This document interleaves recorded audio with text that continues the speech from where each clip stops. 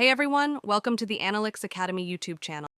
First, open your Chrome browser and search for SQL Server Management Studio download. Open the official Microsoft SQL Server download page. Make sure you're on the Microsoft website.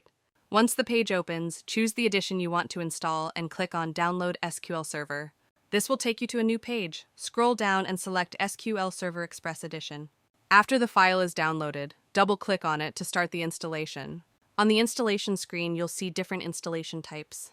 Make sure you select Basic. Now accept the license terms, confirm the install location, and click on Install. The installation will take a few minutes, so please wait. Once it's done, you'll see a success message. Let's install SQL Server Management Studio. Click on Install SSMS. This will redirect you to the SSMS download page.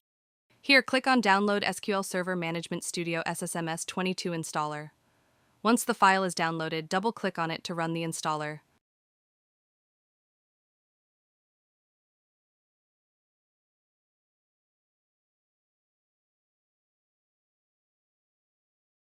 Select all the components and click on Install. Again, this may take a few minutes, so just let it complete. After the installation is finished, go ahead and launch SQL Server Management Studio. When SSMS opens, it may ask you to sign in or create an account. You can simply skip this step, it's not required. Now let's connect SSMS to SQL Server.